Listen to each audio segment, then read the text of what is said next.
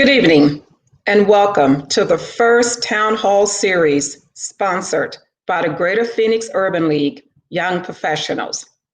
I'm Jeri McFadden, Vice Chair of the Executive Committee with the Greater Phoenix Urban League.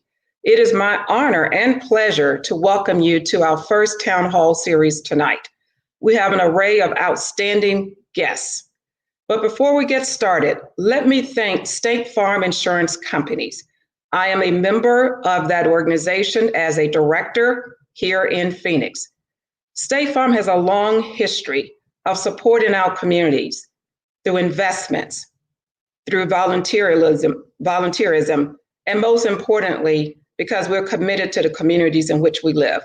Thank you for joining us tonight, and I am going to turn it over to Jeri McPherson, who is currently the Economic Development Director with the Greater Phoenix Urban League. But before Jeri comes on to introduce our guests, we have the honor of having with us Mr. George Dean, the current president and CEO of the Greater Phoenix Urban League. Mr. Dean.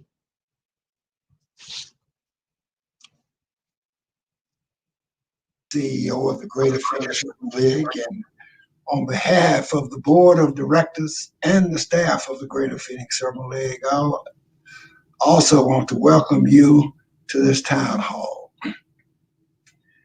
Our mission is to be an agent of change, to support minorities and those in need in achieving economic and social equality through programs in economic empowerment, housing, education, civic engagement, and health and wellness.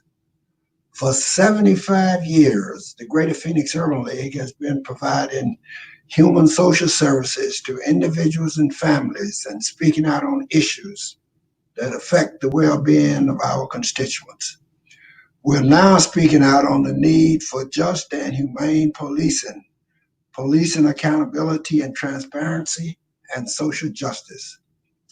More than 75% of Americans say discrimination is a big problem, and 57% understand that African Americans are more likely to suffer from police violence than other demographic groups.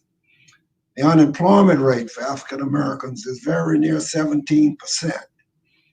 For decades, the truth of systemic racism has been swept under the rug. In America, a reckoning is overdue. Recent racist incidents demand direct language. The hard truth must be said. America stands at the crossroads. The choice is clear. Do we have the will and determination to finally rise above 401 years of bigotry and racism? As our young emerging leaders remind us, our inaction and intolerance are literally choking the promise of freedom, the essential essence that launched and guided us throughout our history. The current crisis around policing and the protests in the streets confront us with the ugliness of who we are as a nation. At the Greater Phoenix Urban League, we will continue in the fight to make equality for all a reality and not a saying.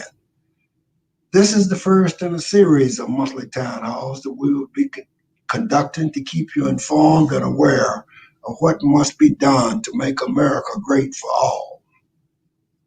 A special thank go out to our panelists this evening: Congressman Greg Stanton, City of Phoenix Police Chief Jeri Williams, and Pastor Warren Stewart Sr. of the First Institutional Baptist Church, and Katelyn Harris-Lange, our young professional and an emerging young leader. We also extend sincere thanks to State Farm Insurance for their sponsorship of this event. Thanks to all of you that are participating and are watching this event. And remember to fill out the census. The state stands to lose $887 in federal funding for every Arizonan who does not respond to the census. And the money for the census count pays for everything from buses to highways, Head Start programs, and special education, housing, and wildfire prevention. And finally, get registered and vote. Together, we make a difference.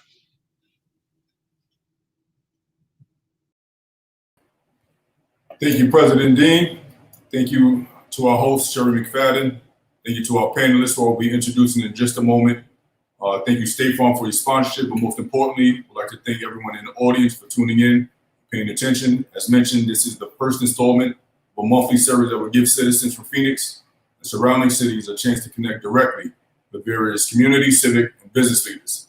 We wanted to create a platform that would allow you to connect directly with those individuals influencing and making decisions that will impact our lives. This will include everyone from elected officials to organizers to business owners. Today's topic is racial justice and police reform. As such, we have gathered some prominent figures who can speak to the topic. Without any further ado, let's meet our guests.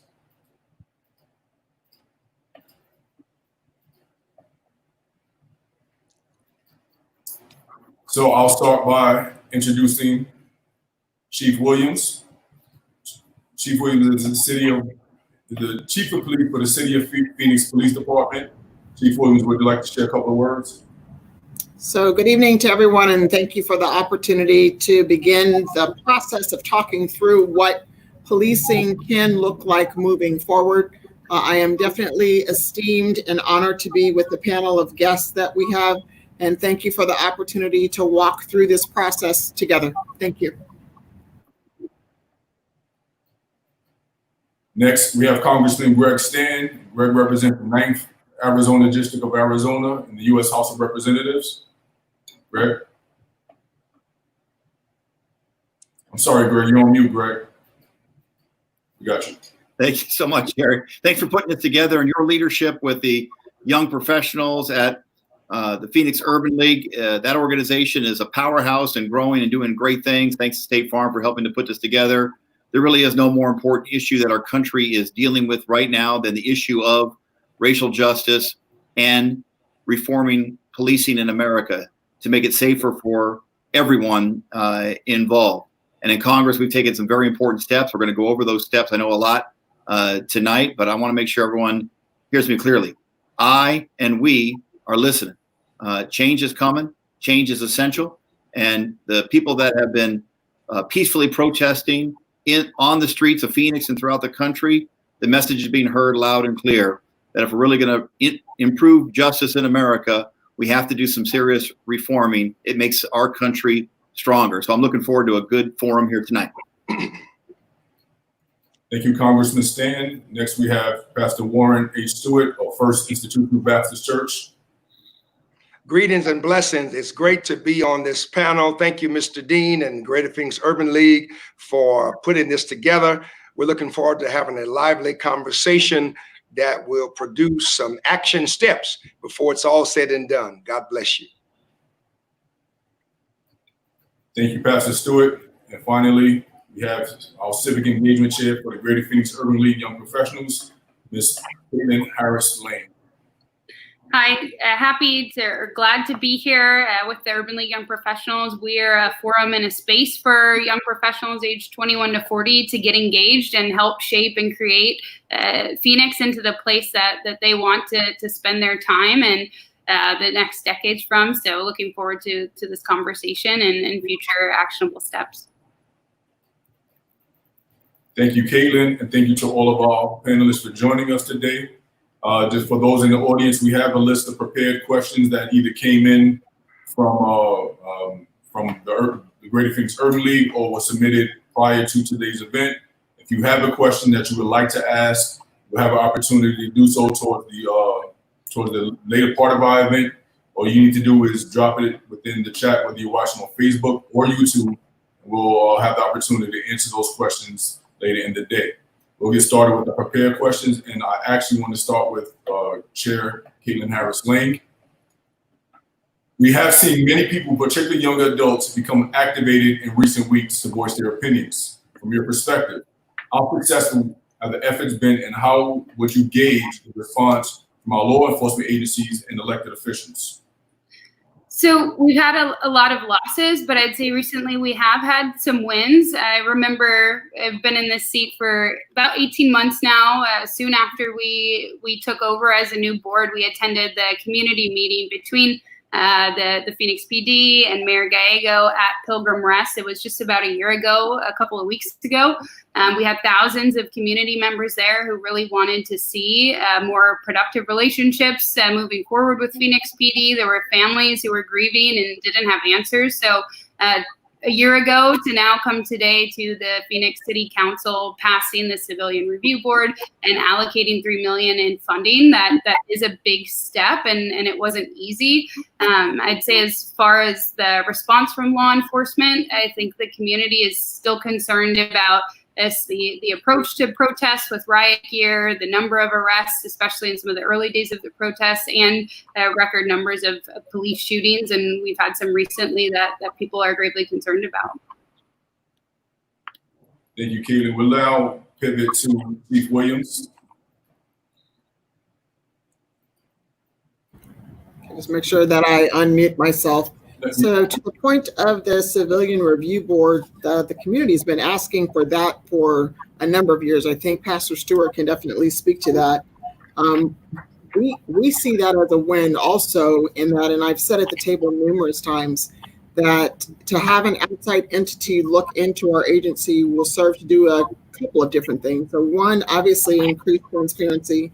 Two, increase some of the trust that folks have in law enforcement. And I've never been shy about saying out loud that there are people who just plain don't trust the police, and there should be some entity and some outlook or a way for them to express their concerns, because there's just this innate trust that some folks have in law enforcement.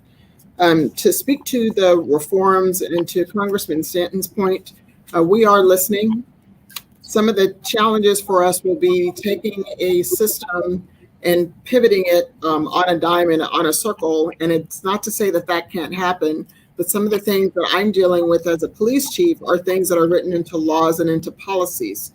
So if individuals want to see changes in that, we can help go through the process of changing, but some of the laws and the rules and the regulations are going to have to change in order for us to make some of the reforms that the community members are asking for. I can say this, Phoenix PD has always been good about adjusting and changing with the times, and this is a time such as this. So we've rolled out body-worn cameras. We've started our critical incident video review. I too would like to see a decrease in shootings. So I'm not going to specifically talk about this last one because it's still under an active and open investigation. But at the same time too, that there are individuals out in the community who are doing bad things to people. And so we are going to have to work our way through that process. I always welcome suggestions of especially our young folks who are coming up with some great solutions. One of the solutions came from a young man, his last name is Nunez, came up with the idea of having an outside entity investigate police shootings. It doesn't necessarily have to be the law enforcement agency, but we have to figure out what that system is going to look like so that all voices will be heard and the investigation can be completed. So, thank you. Thank you, Chief Williams. I actually wanted to pivot off one of the questions and ask the question to Representative Stanton. Same question? Yeah, I'm sorry. I lost track of where I was. So, as mentioned, the City of Phoenix recently established the Civilian Oversight Board to review cases of police shootings and claims of misconduct.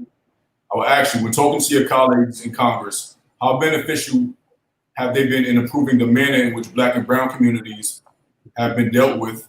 And in addition to that, is there any reason to believe it would improve the condition as many are expecting?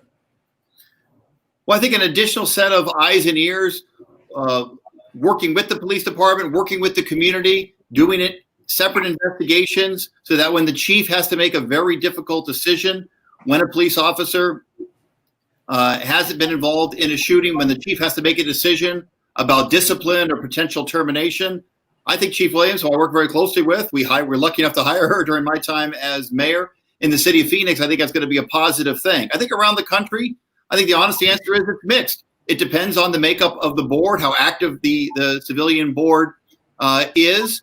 Are they really taking their responsibility to do independent investigations as seriously as they should? So I don't think there's any one answer to this incredibly important that we're dealing with. The situation to make the lives of African American and Latino citizens as they interact with the police, to make that interaction as safe as possible. There's not one solution. So I think in Phoenix, the civilian advisory, the civilian board is a good step in terms of additional set of eyes, but there's no substitution for hiring a really good police chief, like we're lucky enough to have in the city of Phoenix, and letting that police chief, him or her, make the tough choices, and then supporting that chief as they make those tough choices. We did it together, Chief Williams and I, and the council, when we put in our budget body cams for every officer on the street. We did that before it was a common thing to do for departments around the country. Having that transparency and accountability of body cams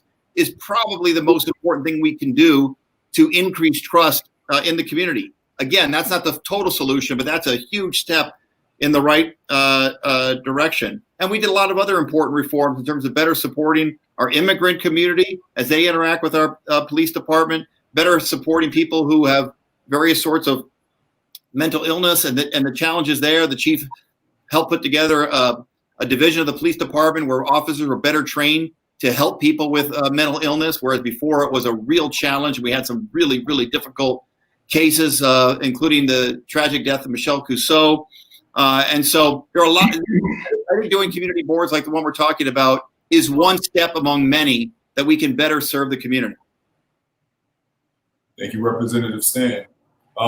So if I can pivot to Pastor Stewart, if you want to direct a question, but in addition to that, I would ask if you have any thoughts or suggestions on what components would be needed for a civilian review board to operate at its most usefulness. Thank you very much. Thank you very much. As the chief mentioned, we have been fighting for the Civilian Review Board for well over 20 years because as the community cannot police itself, the police cannot police themselves when they may have made a mistake or done something wrong or broken the law or the policy. So it's not a matter of distrust, it's a matter of logic, a matter of being rational and being independent. And the African American Christian Clergy Coalition in the Valley of the Sun was very instrumental in working with the chief, working with the city council and the mayor, working with community leaders, and in pushing, saying that this is the time for Phoenix to join the other major cities in the nation and have an independent civilian review board. And remember, this was before George Floyd's public murder, but it also was right after that tragic incident where the police officers abused the young couple and their babies over a stop. And so as the George Floyd incident has brought national reckoning, as Mr. Dean has said, that incident, even though there had been many incidents in Phoenix, but that incident that was caught on video showed an ugly side of when police go wrong.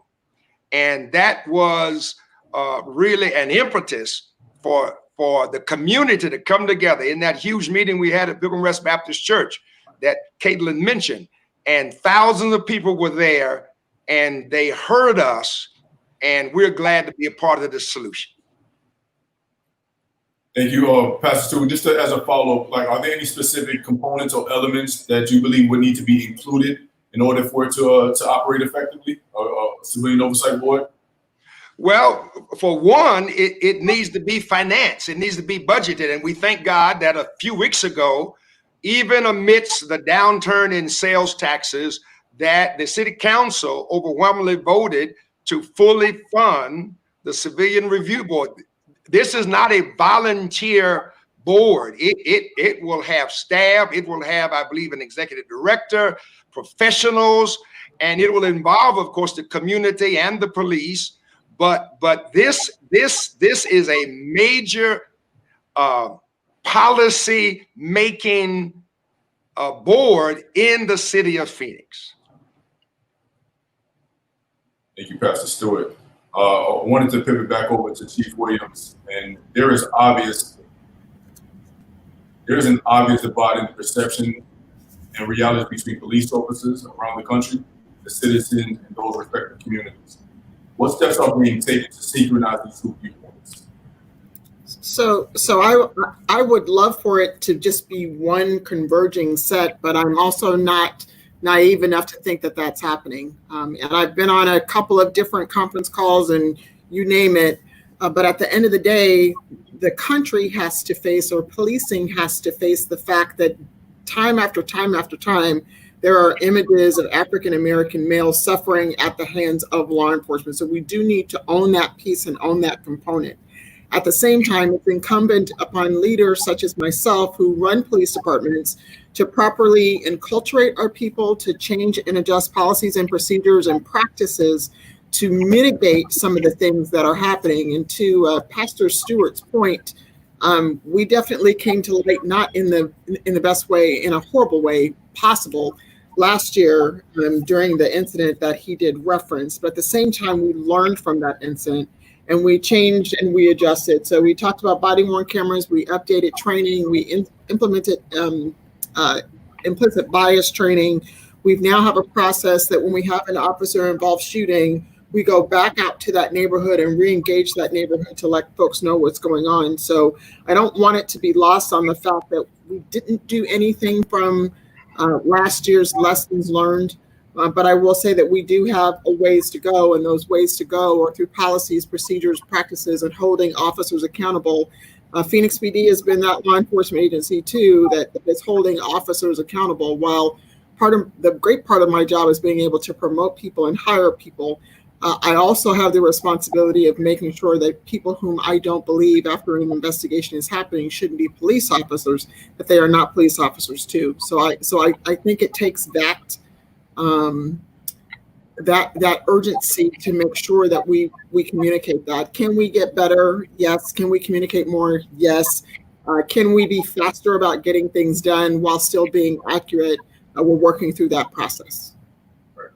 So for any of the civilians that are on our panel, so Pastor Stewart or Katelyn, is there any sort of elements, ideas, initiatives that you would like to see implemented to help synchronize the different viewpoints between police officers and civilians? I defer to Katelyn. So from my knowledge, so I referenced back to that meeting a year ago. I think what would have been great at that meeting is to have, already the dates or a more regular cadence already set to have an opportunity for people to address Chief Williams and share concerns. I feel that a lot of community members probably don't feel like they have a line of communication to the police outside of calling the number. So I think that would be a step in the right direction. And I would say, yeah, I'd stop there. So just a quick point to everyone in the audience. We see a few questions coming in. If you are interested in getting your question answered, I would ask you to hold on to them till a bit later in the program. As of now, it's like nearly impossible to catch it, but we'll have opportunity to address questions from the audience. So I actually had a question for Representative Stanton in regards to legislation that I know that you have been working on. You are a co-sponsor of the George Floyd Justice and Policing Act of 2020. For those listening who are not familiar, will you please share what's included in this bill along with its status?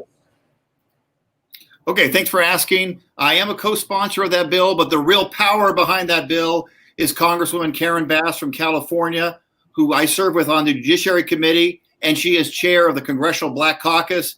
And I think it was the Congressional Black Caucus that really provided the leadership and pushed the full caucus to pass a bill that would make real and significant changes to accountability and transparency in policing across the United States of America. Frankly, they pushed us outside, a lot of members outside of their comfort zone to do the right thing.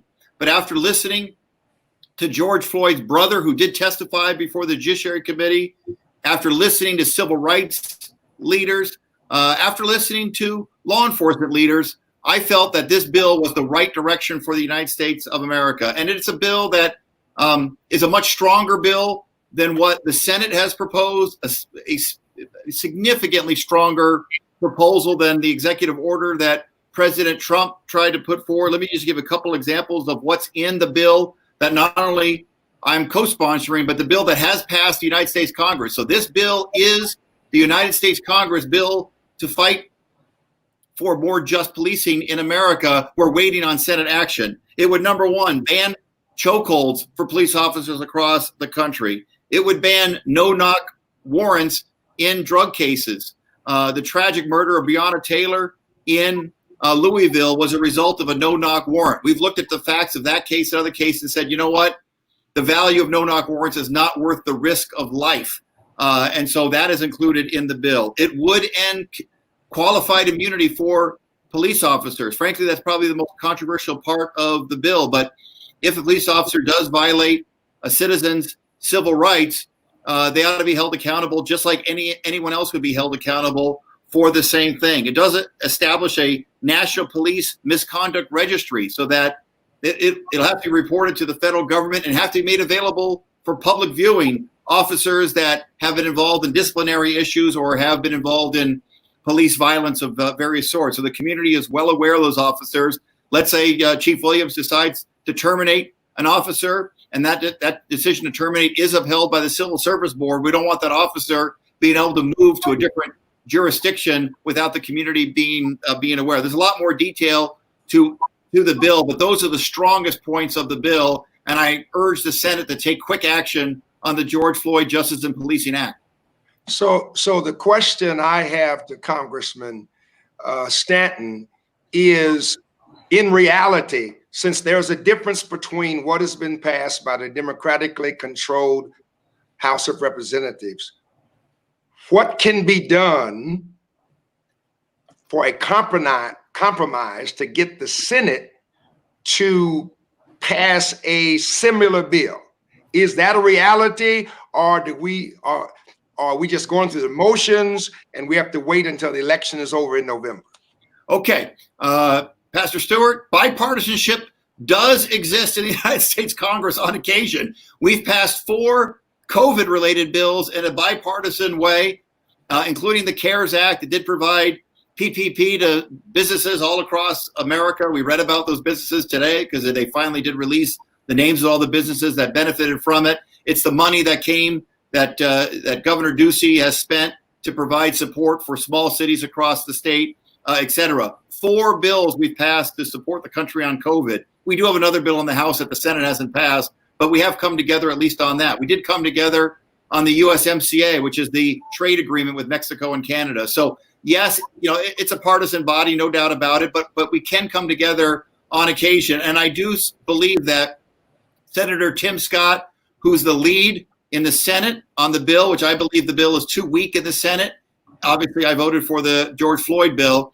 Karen Bass, who's a professional, a consummate professional, I do believe that they are engaging in talks right now to see if they can reach a compromise. But we're not going to reach compromise if the bill is too watered down and doesn't do some of those basic things that I described, like banning chokeholds, like banning no-knock warrants, and has to have some reform of qualified immunity. Right now, the Senate bill has none of those things.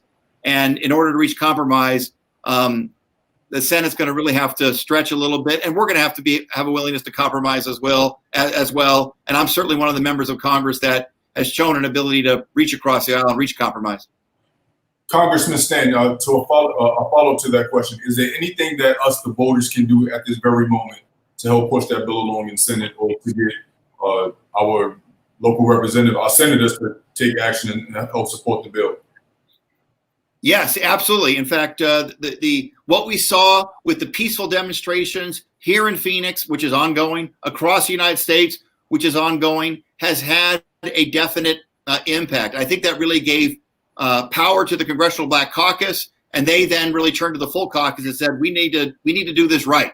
Let's do a bill that we can really be proud of and really will make a significant difference in police accountability and transparency. If people watching this do believe that the approach that I described with the House bill is the right thing, then that bill has to get a hearing in the Senate. They're going to have to really communicate with their senator. Now, Pastor Stewart's right. They're not going to take our bill in whole and pass exactly what we passed. but we want to make sure in any compromise that occurs, the bill looks a lot closer to what the House passed than I believe the much too watered down version that is currently being proposed in the United States Senate. This is a moment in time. This is one of the most important civil rights bills that we have passed in Congress in a long period of time. And the issue is so important that it does deserve more of a hearing than in the Senate than it's currently gotten. Thank you, Congressman Stanton. And you bring up a great point of community members becoming activated, out protesting and helping to empower the local representatives. I wanted to segue to Katelyn.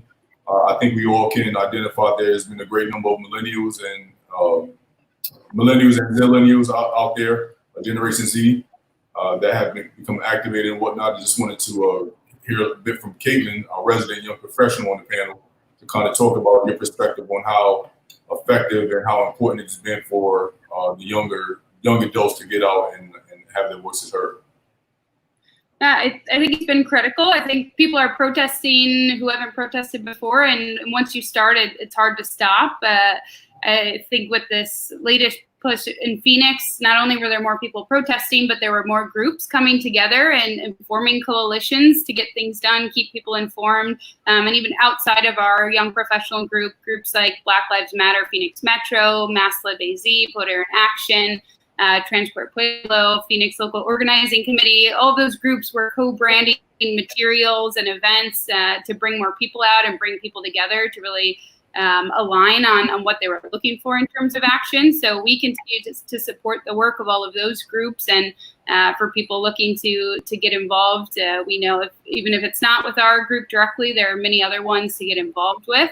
And I think as the list of names continues to grow, I know, the death of Muhammad Muhaymin, I hadn't heard about him until after George Floyd, that he was killed with a police chokehold here in Phoenix, and then with Deion Johnson, Carlos Lopez, as that continues to go forward, these protests and for change will continue. And I think now more people are learning about some of the numbers behind the budgets, with the police budget, with the payouts that the taxpayers have to come forward with when misconduct does happen. So I think people will continue to be activated and pushing for change for the next 5 years to 10 years plus. I don't think this is going away anytime soon.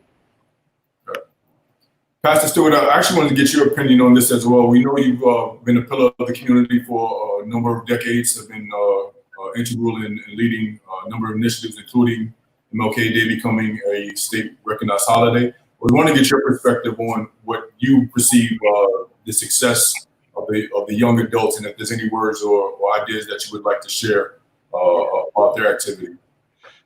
Well, as a senior citizen, I am excited what Katelyn's generation is doing and the Generation Z are doing. We are trying to pass the baton to them.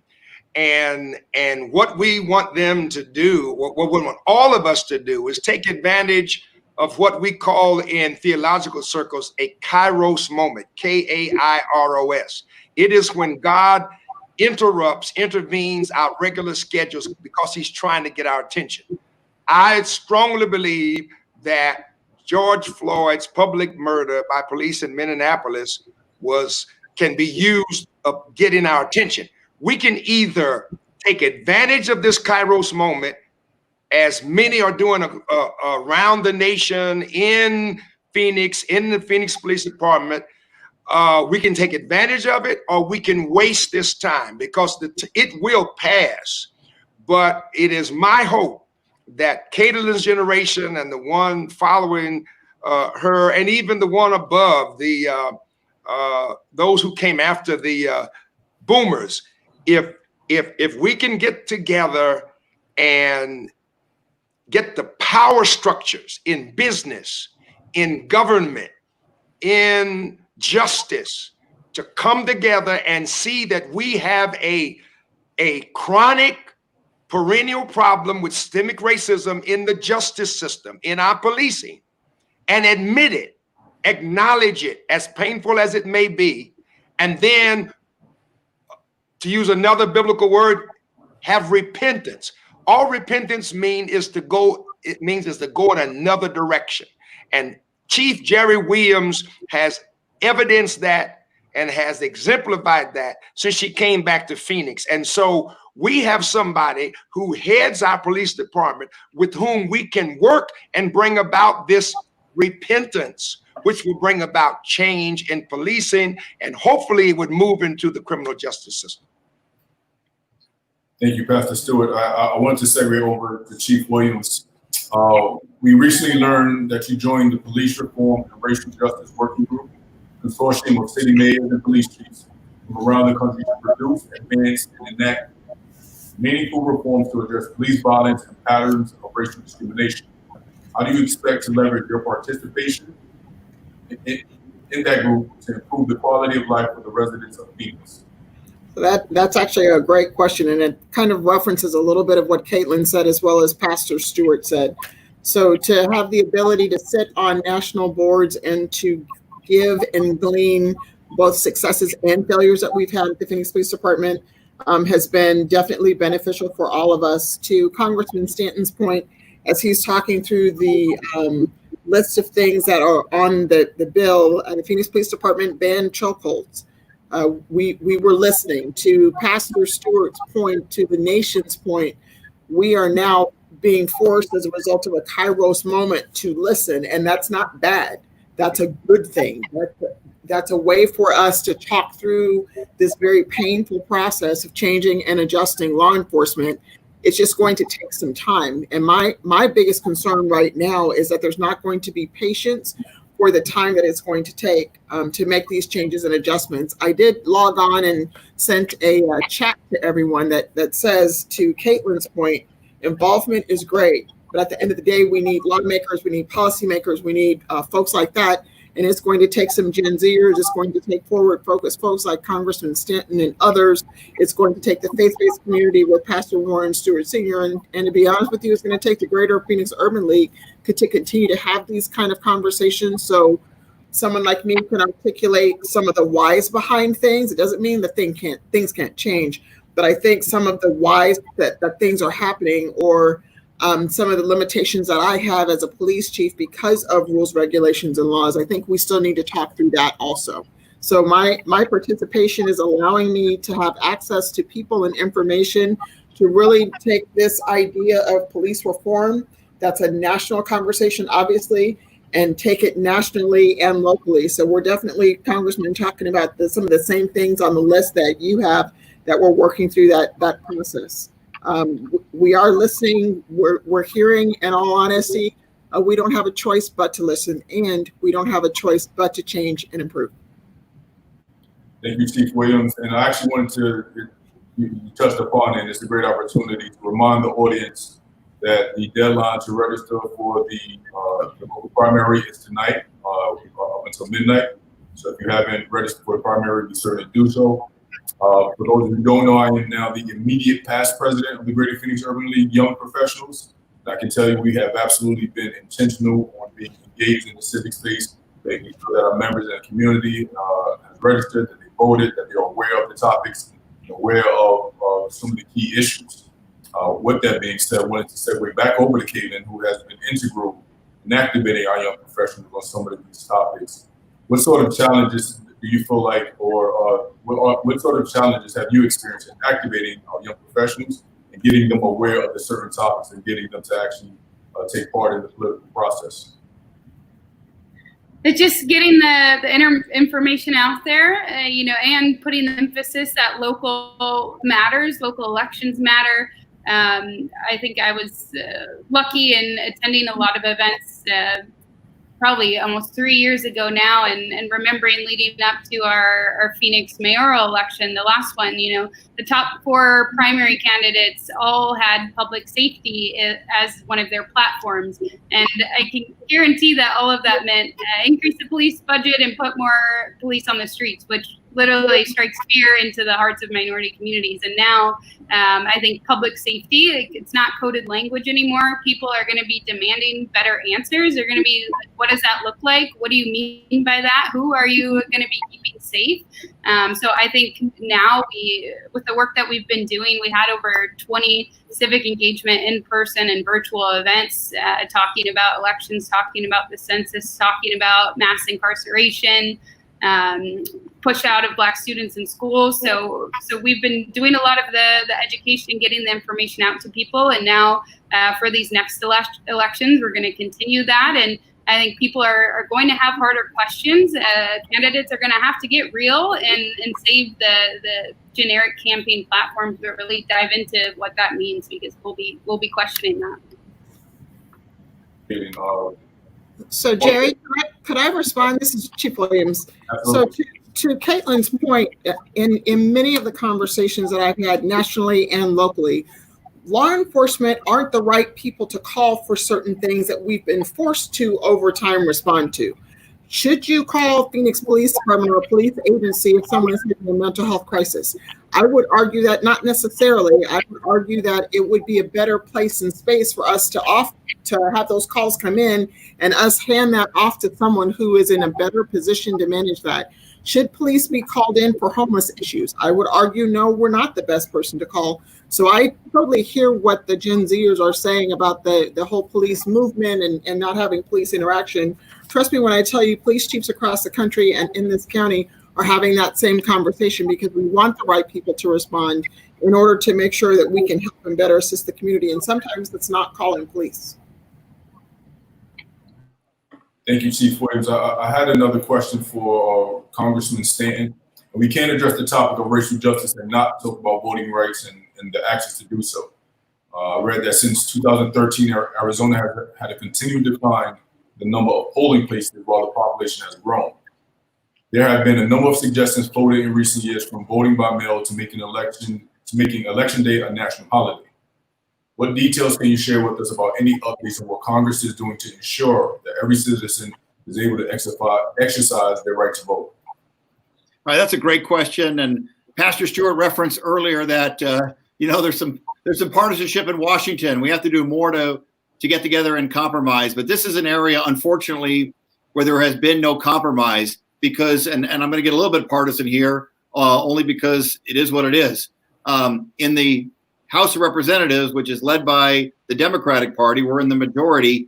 We're trying to pass laws to make it as easy as possible to vote. We're trying to pass laws that will allow a ballot to be mailed to every registered voter. They don't have to request a ballot, particularly in a pandemic, where being able to vote at home as easily as possible can actually be good for your health. It could cost you your life if you go to a polling place and get this horrific virus. We want to make it as easy as possible for people to participate in the election. And on that issue, we can't get any traction at all, because for some reason, the other party, which is in charge of the United States Senate, somehow feels that if we increase voter turnout, it's going to be bad for their candidates.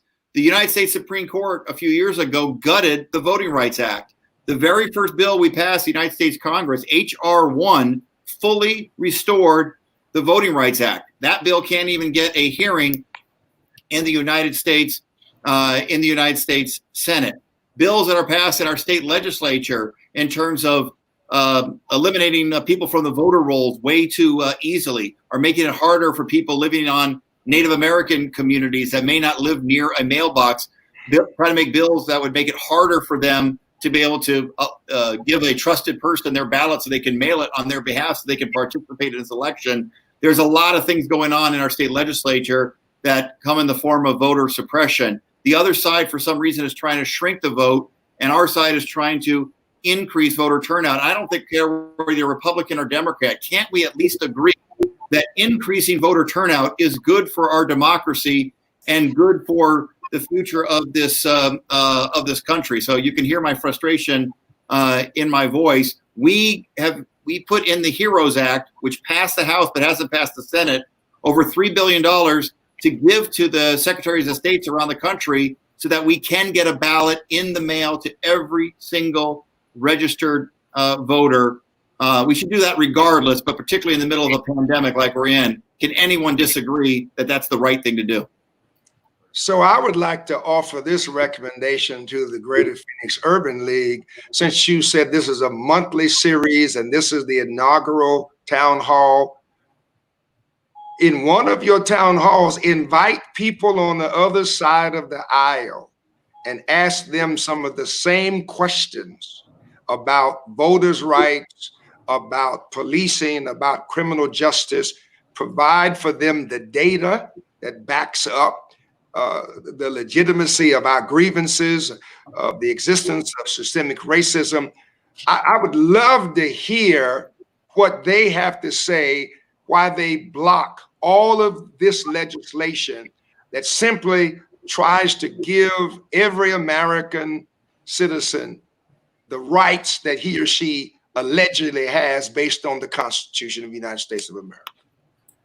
Thank you, Pastor Stewart, for that suggestion, and I can assure you, as the Greater Phoenix Urban League is a nonprofit, nonpartisan organization, we have every intention on inviting everyone from either side of the aisle, independents, Green Party, whoever is willing to join us. We would more than love to have them. And quite frankly, I think no matter what side of the aisle you sit on, this is a great opportunity to connect with the voting population of the Greater Phoenix area, not just Phoenix. Mesa, Tempe, Scottsdale, Glendale, the surrounding area. And now that we're doing this virtually, around the world, and this can help put Arizona on a national map, which would just benefit all residents of the city. So we absolutely have our list of individuals we are looking to call in to participate. But thank you for that suggestion. Again, I wanted to send another reminder to everybody in the audience. You can, in just a few moments, start dropping your questions into the chat, and we'll begin coming to each of you with the audience questions. I have another question for anybody that would like to respond to it. It's just more trying to touch upon some specific items that you are looking to see in the, from our local elected representatives. So with the pending general election looming, what message would you offer to voters that are clamoring for change in the way our city, state, and country is governed? What message would you have for our voters that would to speak to them on what they need to do if they are clamoring for change from our elected officials? Anybody want to jump in on that? I guess I'll jump in because I actually will be on the ballot in November. And I'll be facing those very voters that you described. First, I want to say, yes, I am a Democrat, but I'm actually going to say something nice about the other party right now on the issue of what action is going to be taken as a result of the tragic murder of George Floyd and the tragic murder of Breonna Taylor and the tragic murder of Ahmaud Arbery. And by the way, the two of those three were captured on video, which has really forced America to look in the mirror and say, how can we improve as a country? And the demand for improvement is coming from all facets of America, across all socioeconomic backgrounds, race, religion, and both political parties. It's the reason why the Republicans didn't initially say no to any type of change. They actually came up with a bill because they realized that Americans are demanding some level of change. I disagree with how far they were willing to go. I think the George Floyd bill goes much further and is the right thing to do, but at least there's an acknowledgement that there's a challenge and they didn't just reject it offhand. Obviously, the other issue, and I don't want to get too far afield from our core issue here of increasing transparency and accountability in policing, but I just think there's been a complete failure of leadership at the federal and state level on the issue of fighting this horrific virus. And inaction and unwillingness to take decisive action when it mattered is costing thousands and thousands of lives unnecessarily.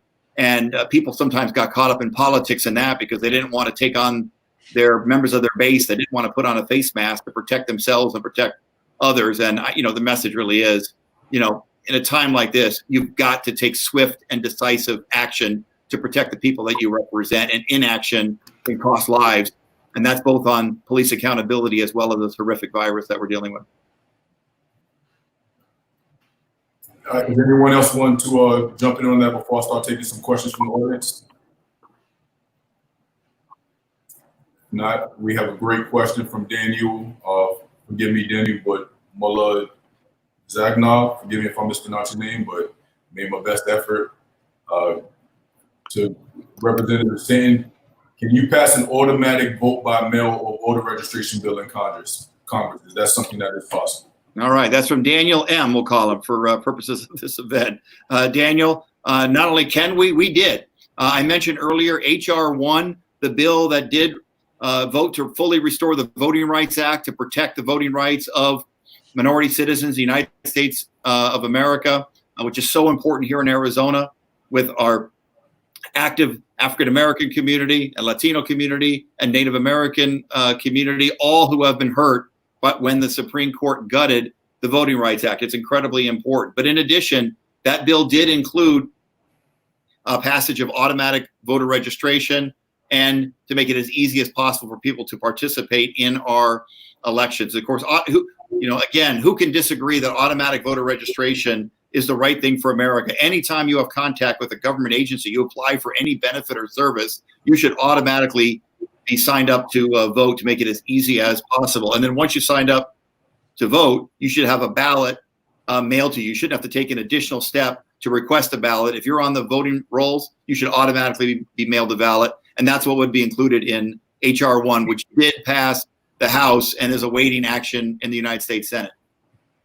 So it sounds like there's a couple of measures that are waiting in the Senate that we just needed them to take action and or find some compromise on.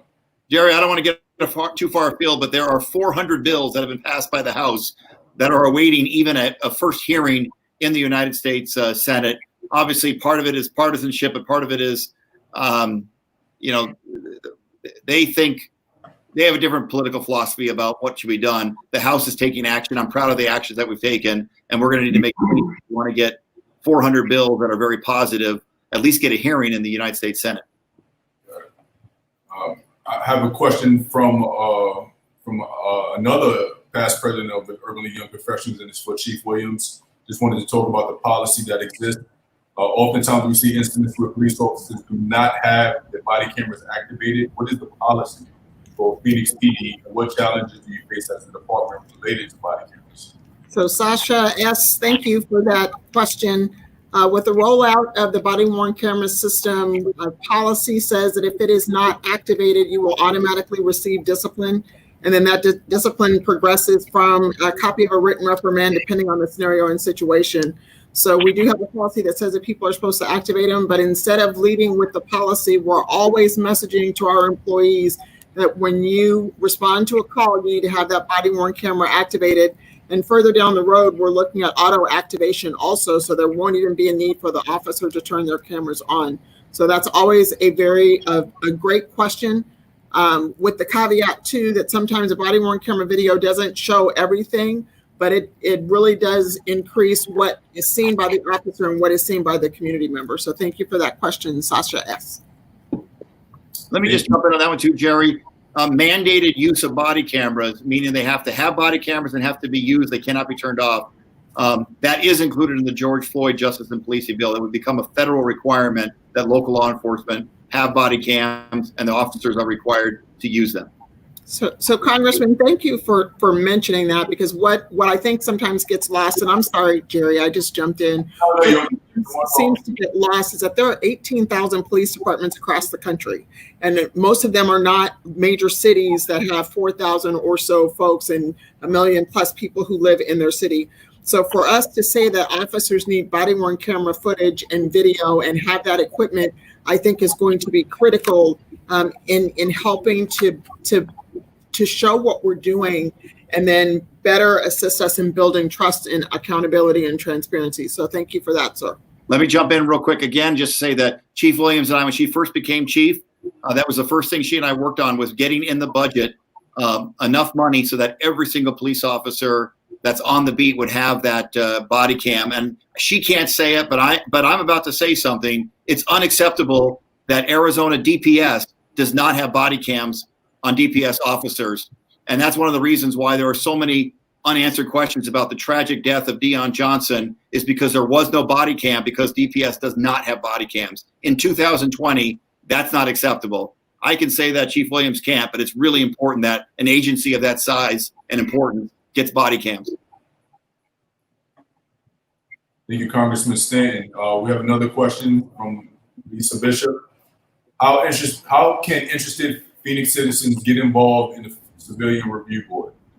So Lisa B. Bishop, yes. So thank you for that question. Right now, the city of Phoenix is building what that Civilian Review Board and the Office of Accountability is going to look like with an ordinance and rules and regulations for that. I would suggest that if you're interested, to reach out to your elected official, your city council person in your district, shoot them an email and let them know that you're interested in serving and being involved. And I think Pastor Stewart mentioned this earlier. So this isn't a volunteer piece. This is a fully funded Office of Accountability and Transparency in the Civilian Review Board. Thank you, Chief Williams. We got another question from Ed Casper. What can the community do to encourage more young people of color to become police officers and attorneys, so those who work in the justice system better reflect the demographics of the population? Okay, so Ed C, I guess I'll take that one. It's definitely getting young people involved earlier in the process. We have a cadet program, and primarily, to be honest with you, I don't recall ever seeing an African-American in that group of individuals. We do have people of color in there, but encouraging young folks to get started early in this process, having role models out there, not necessarily me, but I have officers who are people of color who are serving as mentors too to help. And I'm glad you actually mentioned the attorneys. I would like to take that a step further and make that our policymakers, our council people. As Pastor Stewart mentioned, we're passing the baton and we're going to need those Gen Zers in the process. So thank you for that question. This is another question that appears to be for Chief Williams, but I think anyone can feel free to chime in. And what's your vision for hiring and selecting future officers? To what extent do you think the Civilian Review Board, aka the community, will play a role in said selection and final certification process? So that's a great question. Let me start with the back end of the question first. The final certification process isn't up to Jeri Williams. The final certification process is up to the system called Arizona Post, and that's the entity and the organization that certifies all law enforcement professionals and all law enforcement people in the state. So if you want to become or get involved in the process of the certification, then that's something you would have to go through the state. As far as getting community members involved in the selection process, our current hiring practice doesn't have enough community members to sit through either oral board processes or questions. So it would be nice to have more interested people who want to be on those panels to help us pick the best person you want to have policing in your community. Let me respond to the first part of what Chief Williams said, and I guess it's a question.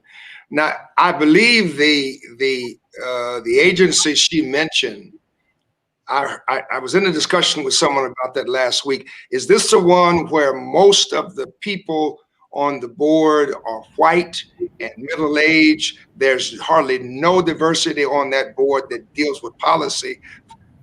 Yes. Policies for all police departments. Yes. So Pastor Stewart, thank you for that. You all are definitely understanding the dynamic. So primarily middle-aged white males are on that state board. It would be nice to have other folks of color on the board, and they do play a role in, again, certifications, whether or not somebody maintains their certification after being terminated or having an investigation happen. So getting more diversity on that board would be good. Who appoints that board? Oh, I believe it's the state. I believe it's the governor's office, and it could be through DPS.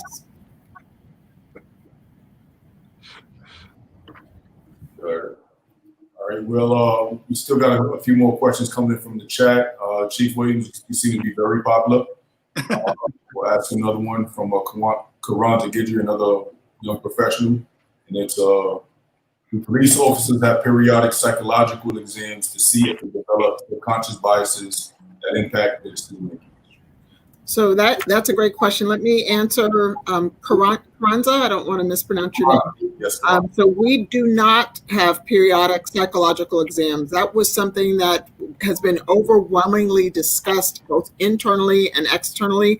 The fact that just being able to have a mental health check-in with all the trauma that officers see and are exposed to would be critically important. So that's definitely something that we're looking at. At the same time, we're looking at launching our early intervention system in a more advanced stage in the next month or so. And it's my hope that we're able to identify and intervene long before bad behavior happens.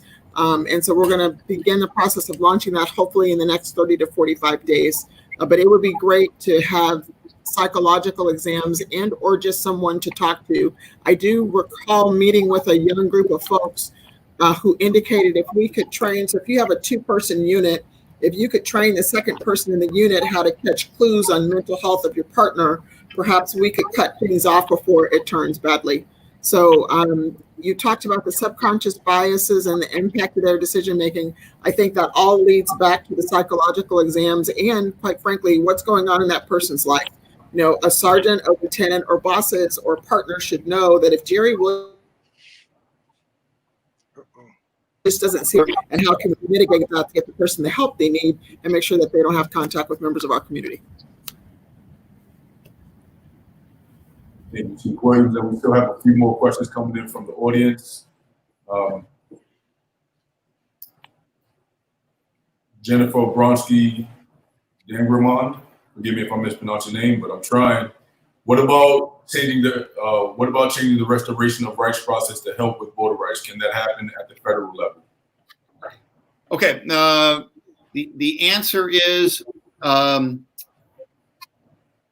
most of that is done at the state level. That the state is the entity that decides who gets to participate in elections, who doesn't get to participate in elections. However, we can condition federal resources to the states, and obviously we work very closely with the states on having policies regarding restoration of voting rights. And I certainly would be supportive of that. If someone has served their time, there's no reason why that person should not be able to participate in elections. And you've seen states like Florida that did try to continue to restrict voting rights of people that, for example, hadn't paid fines, criminal fines of various sorts.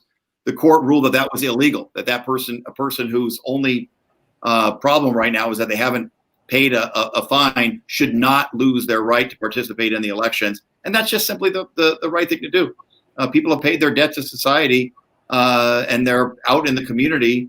They should be able to participate in elections. And again, unfortunately, I think that issue, as viewed by many people on the other side of the aisle, is not a matter of right and wrong. I think they know it's the right thing to do. I think there's concern that somehow if they expand the electorate, that electorate is going to then vote for the other party, not their party. And unfortunately, I think that's what's really motivating the decisions to try to hold back voting rights for ex-offenders.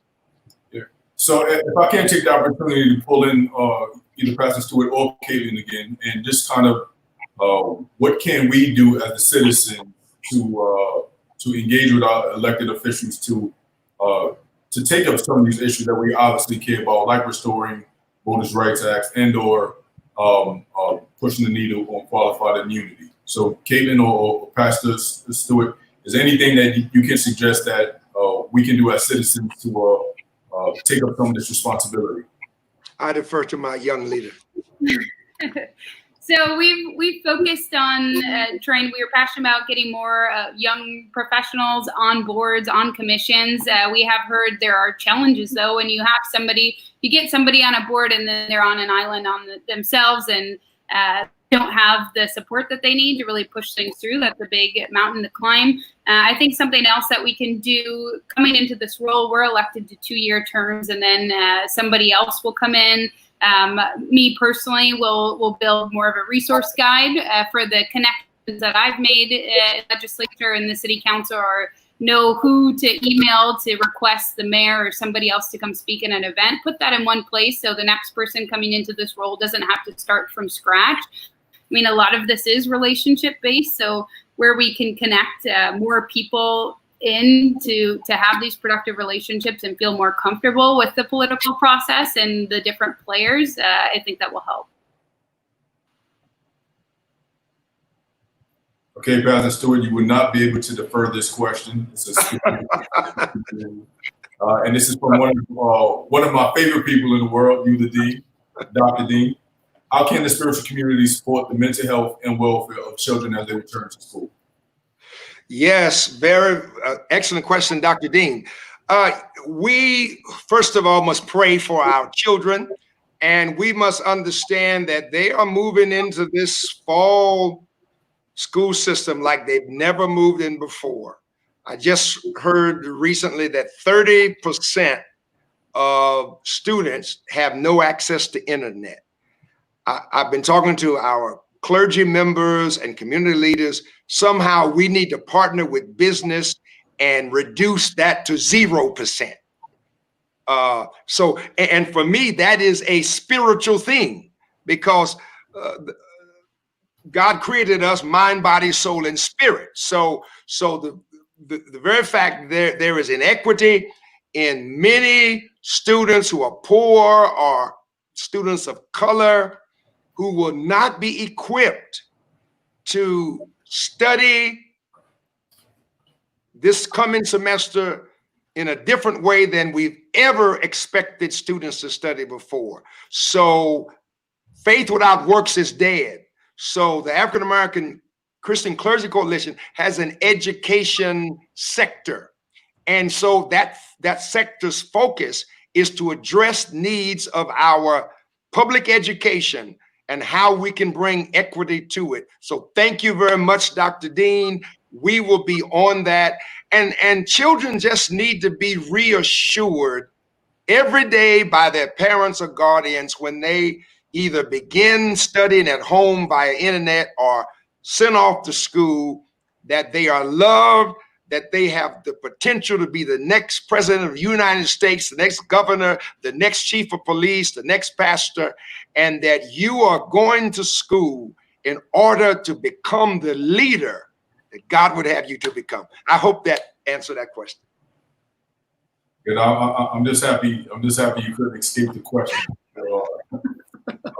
Got a couple more questions for Chief Williams. With regards to de-escalation training or more intensive police training in general, what kind of actions are you taking to educate your officers better on how to handle situations they're dispatched into? So thank you for that, Natasha M. call. We have regular online training for all of our employees. We had a crisis communication under stress. We're training people to de-escalate and how to talk to people and better manage scenarios and situations. So we always have that going on, and how to handle situations they're dispatched to. A great way to try to better handle them is to get a lot of information up on the front end of the call. And a great example of that, as opposed to, and I mentioned it previously, so if I'm repeating myself, just bear with me. So that we've had calls that come into our call center through 911 that we shouldn't respond to, that we're actually able to give them to a mental health professional so that that mental health professional can deal with that individual, as opposed to police coming. We're right at about 400 or so a month. So I would answer that question by saying, make sure we get as much information leading on, making sure we have constant and consistent training as far as de-escalation training and tactics, and working through the process of teaching our employees how to communicate to individuals so that they can de-escalate a situation when necessary. Thank you, Chief Williams. So we have time for maybe one or two more questions. And forgive me, guys, I'm trying to look through this. All right. Actually, I had a question for Chief Williams that we didn't get around to in part of the proposed or the prepared questions. And, as a mother of two adult sons, you can only imagine that you've had the conversation with your children as many Black parents have had with theirs, of how to deal and operate with the police or how to navigate through those difficult situations. What direction would you give a mother raising a teenage son in 2020? Probably the same information that I gave to our sons. So the information was given not just to my two, but I always had a house full of boys because we were the house that folks stayed at on the basketball team. So that is to make sure. So there are two sides of that equation, Jeri. First and foremost is if your kid is driving, so let's just talk about the driving piece. If they have a driver's license, proof of insurance, and registration, that's not a Jeri Williams rule, that's a state rule. So have that paperwork online. And then at the same time, in having conversations with law enforcement, we and I don't want this to come off wrong, but how we cross communicate during that traffic stop is critically important. And so we wanted our children to be factual and to be respectful. And at the same time, if something did go wrong, we wanted to empower them to ask for the officer's name and serial number so that a complaint could be filed later or a commendation could be filed also. So I would have the similar and same conversation. So we're talking now in 2020. Obviously, everyone has cell phone video. So if they're trying to take cell phone video of what's happening in the stop, we're accustomed to that and used to that. But at the same time, that officer is supposed to have body-worn camera footage also because it's a stop. So it would be the same conversation. And to be honest with you, Jeri, had I had daughters, I would have had the same conversation. Had I had, a kid of a different ethnicity, then I would still have the same conversations too. Thank you, Chief Williams, for sharing that information. We have just a few more moments before we have to wrap up. Just wanted to extend the invitation to each of our panelists to share some final words if they would like, and we'll start with Congressman Greg Stanton. All right. I learned a new term tonight, a Kairos moment. Was that it, Pastor? That's it. That's it. You taught me something. I'm going to steal that term from you. That's great. I love it. Yes, Jeri, thanks again to you and the young professionals at the Urban League. I know that the group is just becoming so much more active in the community and really making our city a better place to live. So I appreciate you and the Urban League for putting this together. I mentioned earlier, this is an inflection point for our country.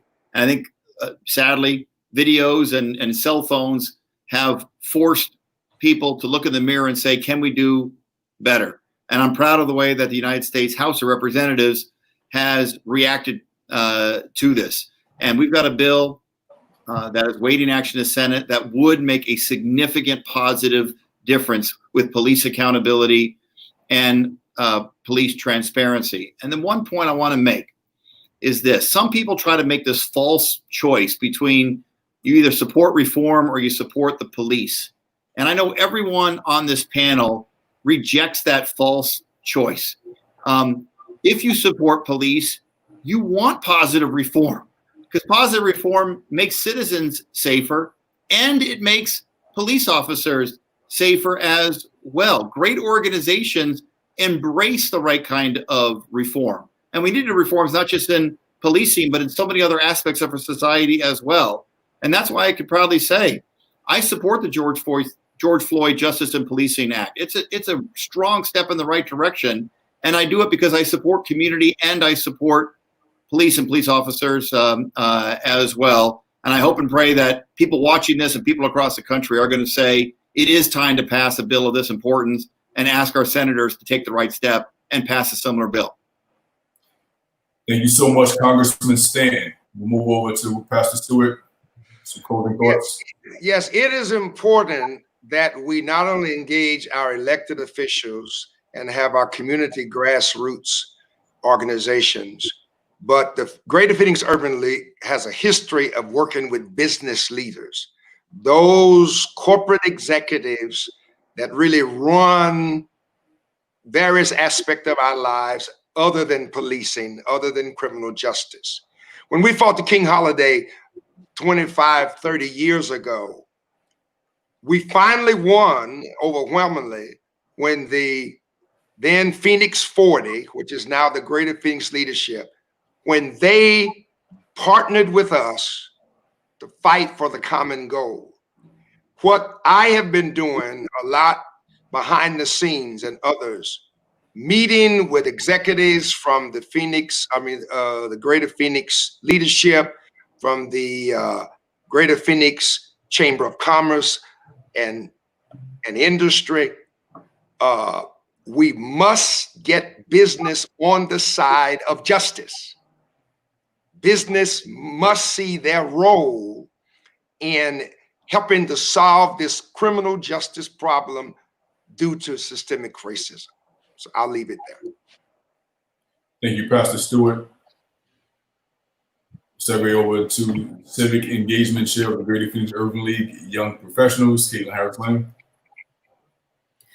Yeah, I just encourage anybody who maybe you haven't thought about it before, but you're thinking about it now, is seeing yourself as someone who would like to review some of these policies, to sit on the panel, as Chief Williams is talking about, for new officers, somebody who'd like to work in Representative Stanton's office or run for something yourself. Like, this is the Young Professional Group. We can help be your launch pad. We can connect you to people who can further your journey along. I think this is something that's personal for me, as I relocated to Arizona to see my dad, who retired in Sedona. And as a 60-year-old man at the time, he was pulled over 6 times in a month by police in Sedona, driving home from work. He worked second shift, all for a variety of suspicious vehicle. Didn't think he was going to stop at a stop sign. Never cited for anything until he talked to his more wealthy white friends about it, and they spoke to the police chief, and it stopped there. But I have a personal mission. I don't want anybody else's dad or kids or any other Phoenician or Arizonan or a person in the United States to really have that harassing behavior or go through some of those things. So I look forward to continuing to use the Young Professional platform and look forward to more change that we're going to push through. Thank you, Katelyn. And Chief Williams, closing thoughts.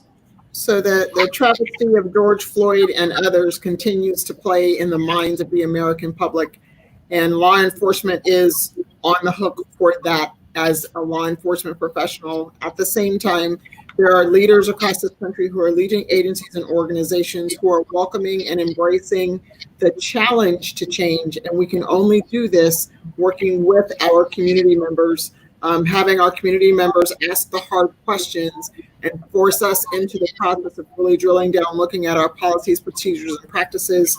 At the end of the day, change is never easy. It's rough, it hurts, it's tough to have those challenging conversations, but we are here, we're listening, not just as a police department, but as a city and as a country. And as challenging as it is to be a police leader right at this moment in time, I'm a person of faith. I do believe that I'm placed in this position for such a time as this. So people ask. Thank you, Chief Williams. And I'm going to segue over to Vice Chair of the Greater Phoenix Urban League and the host of tonight, Jeri McFadden. Thank you so much. We knew this was going to be an outstanding town hall. We're so pleased to have the guests we had tonight. I want to thank all of you all for spending time with us this evening. Also, on behalf of our board chair, Ms. Jessica Raymond, the COO of the Greater Phoenix Urban League, Natalie Alvarez, and of course, our CEO and president, Mr. George Dean. Thank you, board members who were able to join as well. And thank you, State Farm, for sponsoring this first town hall, and for the over 7,000 employees in the Greater Phoenix metropolitan area, as well as our State Farm agents. We look forward to continuing to be a part of this community, and we are invested because we know there's a lot of good work to do, and there's great people that we will make certain we help along the way. Thank you again. Jeri, I turn it back over to you for your outstanding work tonight and navigating through this town hall. Thank you, Jeri. You flatter me so. Just wanted to get, again, some final thoughts. Maybe let's call it housekeeping. This is a monthly town hall series. The next one will be taking place, and we plan it to take place the first Monday of every month. The next one is taking place August 3rd, and we have Mayor Kate Gallego of the City of Phoenix, along with Representative Ruben Gallego, who will both be joining us for our next town hall. We'll be talking about the COVID-19 response and resources available to our community members, as well as the upcoming elections that we all will be taking on in the next couple of months. So finally, thanks again to our sponsor, State Farm, our host, Jeri McFadden, President George Dean, each of our panelists, Chief Williams, Representative Stanton, Pastor Stewart, and Katelyn Harris-Lange for joining us today. And most important, thank you to our viewers for joining us today, providing us with your insightful questions and remaining engaged in our local civics. We put this on for your benefit, and your participating in this rewards us. With that being said, we'll look forward to seeing you all next week. If you haven't already, you can visit the Greater Phoenix Urban League at gphxul.org or gphxul across social media platforms. If you are a young professional between the ages of 21 to 40, I encourage you to engage with our Young Professionals Auxiliary Organization, focused on economic empowerment, civic engagement, professional development. Our young professionals are one of the more driving forces to advancing our organization. You can find them across social media platform at Phoenix ULYP, and on the internet, phoenixulyp.com. And we look forward to seeing you next month. Thank you all. Mask up. Mask up. As Representative said. Thank you all and good night. Good night. Thank you. Thank you very Good much. night. God bless you.